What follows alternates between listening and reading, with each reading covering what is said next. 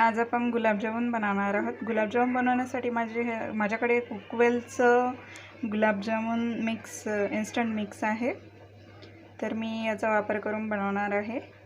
तुम्ही इतर कुठलेही अजून पॅकेट वापरू शकता, मार्केटमध्ये भरपूर अवेलेबल आहेत बऱ्याच कंपनीचे, तर मी हे कुकवेलचं वापरते।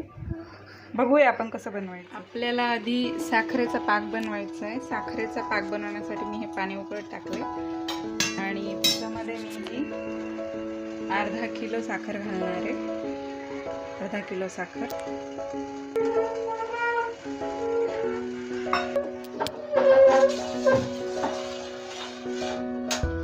हा पाक साधारणतः 15 ते 20 मिनिटं उकळू द्यायचा आहे छान। याच्यात 2 विलायची टाकायचे आपल्याला कुटून, 2 विलायची टाकायच्या कुटून। वरचं साल काढून घ्यायचे आणि मधल्या बिया टाकायच्यात कुटून। छान 15 ते 20 मिनिटं हा पाक उकळू द्यायचा आहे। अगदी मंद आचेवरती उकळू द्यायचं आहे। आपण पुढची कृती बघूया। आपला पाक एकीकडे बनतोय तोपर्यंत आपण हे गुलाबजामुन तयार करून घेऊया। असं पॅकेट आहे मध्ये।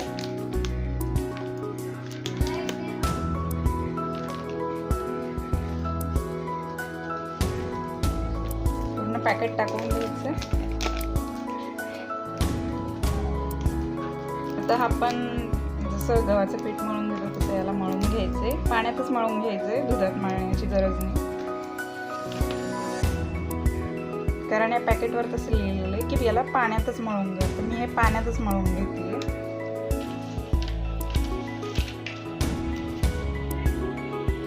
आपण पाणी टाकून मळून घेऊया।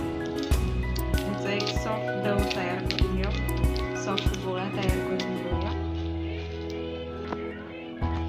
हा गोळा बनवून झालाय।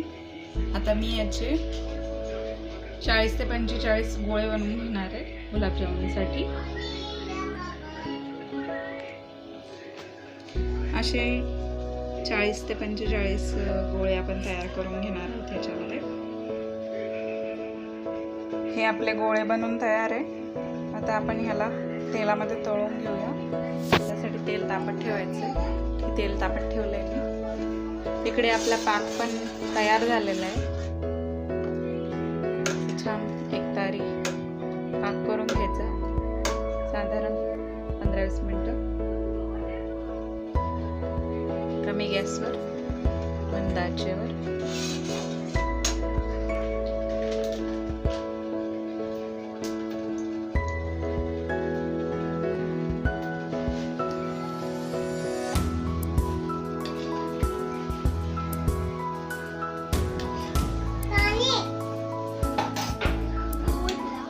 हे आपले गोळे असे मंद आचेवर तळून घ्यायचे।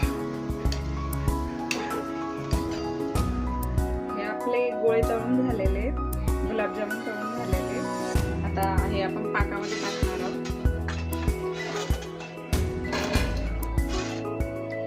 टाकून द्यायचं आणि अजून एक काम करायचं की थोडा 2 मिनिटं गॅस चालू करायचा आहे, म्हणजे हे गरम पाकामध्ये छान मुरतील आपले गुलाबजामुन। एक उकळी येईपर्यंत चालू ठेवायचा आहे आपला गॅस।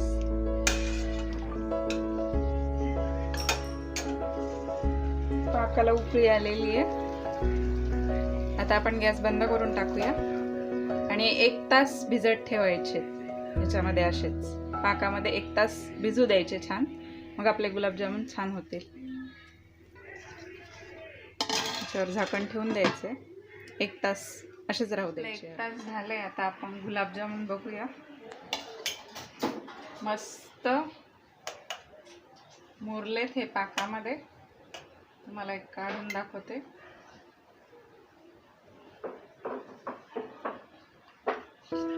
बघू शकता तुम्ही, बघा कसे आतपर्यंत गेलाय सगळा पाक, म्हणजे आपले गुलाबजामुन अगदी छान झालेले आहेत।